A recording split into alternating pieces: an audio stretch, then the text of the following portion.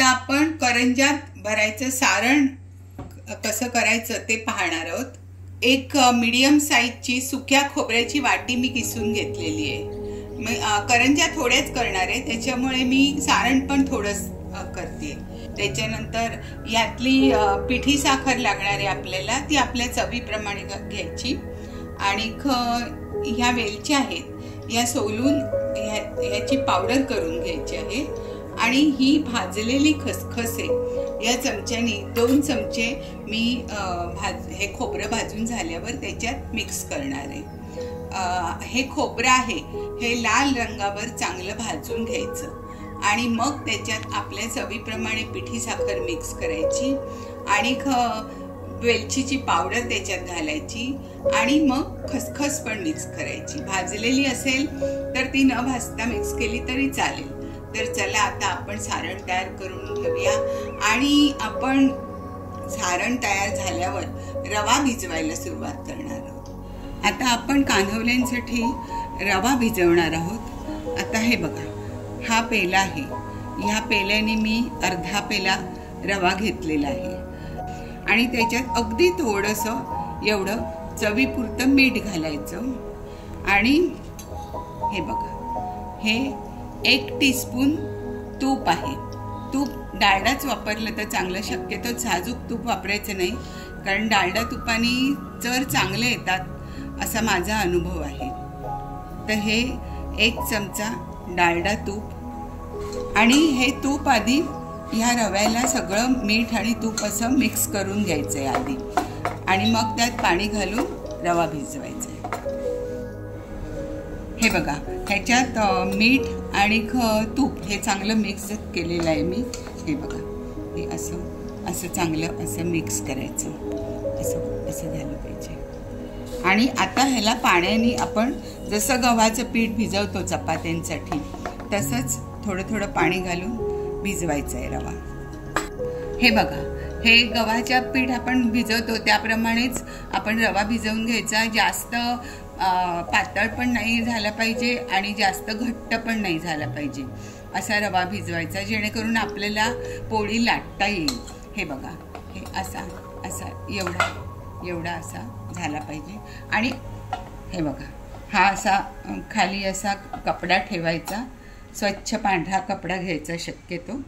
आणि मी हा वेगळाच ठेवते, दरवर्षी मी हाच कपडा घेते, पंचा आहे माझ्याकडे स्वच्छ धुतलेला। ह्याच्यात असा रवा घालून ठेवायचा आणि पूर्ण असा गुंडाळून ठेवायचा। हे बघा, हे असा पूर्ण ह्याला असा गुंडाळला की मग ह्याला एका ताटलीखाली झाकून ठेवायचा।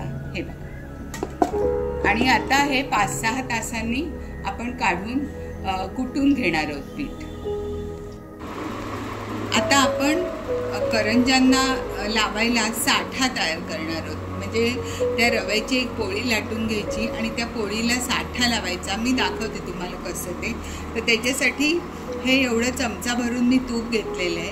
आता आपण रवा कमी भिजवला आहे त्याच्यामुळे हे तूप कमी लागणार आहे, ते एवढं चमचाभर तूप मी घेतलेलं आहे। आणि हे तूप आता आपल्याला पातळ होईपर्यंत असं मथून घ्यायचं आहे। मथून घ्यायचं म्हणजे असं आपण, आता माझ्याकडे हे मशीन आहे त्याच्यामुळे मी ह्या मशीननी करणार आहे।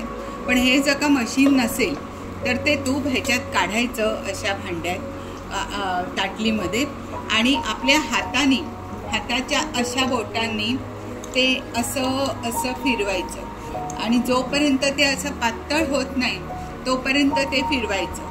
आणि नंतर मग त्याच्यात कॉर्नफ्लॉवर घालायचं।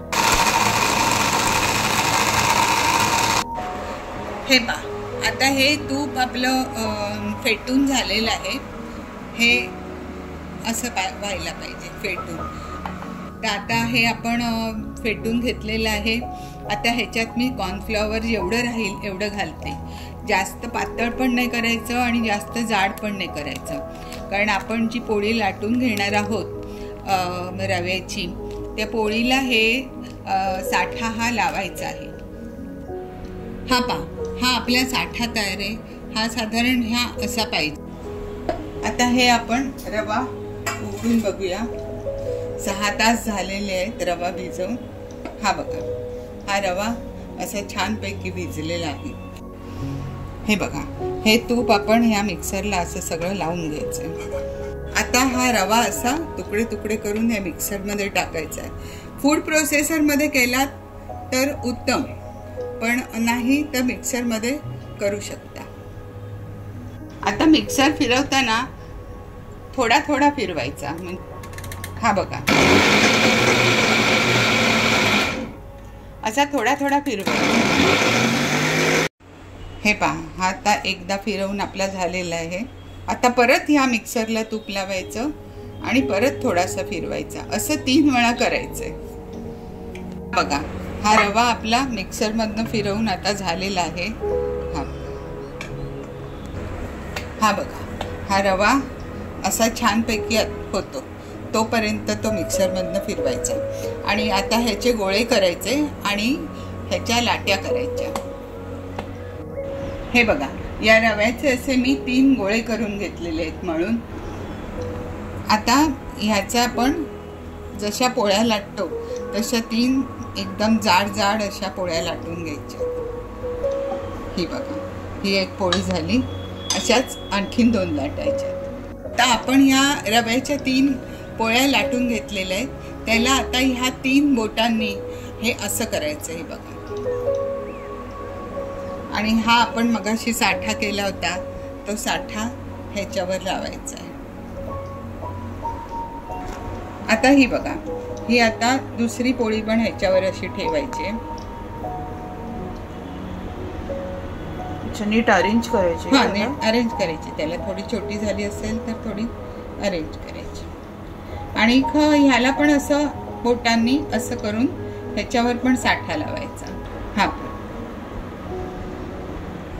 हे बघा, या 2 ह्याच्यावर ठेवून ह्याला हा साठा लावलाय. आता आपण ह्याच्यावर तिसरी ठेवणार आहोत. आता ही तिसरी पोळी ह्याच्यावर ठेवलेली आहे. ह्याला पण आपण असे बोटाने खड्डे पाडणार आहोत. हे बघा, ह्या 3ही पोळ्या एकमेकांवर ठेवून ह्याला तिन्ही ह्याला बोटाने खड्डे पाडून त्याच्यावर साठा लावलाय. आता आपण हे असं करणार आहोत. हे बघा, ही अशी मुरड घालायची. मुरड घातली म्हणजे तो साठा बाहेर नाही येणार. हे बघा, ही मुरड घालून झाली की मग ही अशी गुंडाळी करायची ह्याची. आणि गुंडाळी केली की ती गुंडाळी थोडीशी अशी लांब करायची. असं असं करून, म्हणजे हे पण चिकटून जाईल त्याला मुरड घातलेली आहे ते. ही बघा, ही अशी गुंडाळी केलेली आहे. आता हे आपण कापून घेणार आहोत. हे बघा,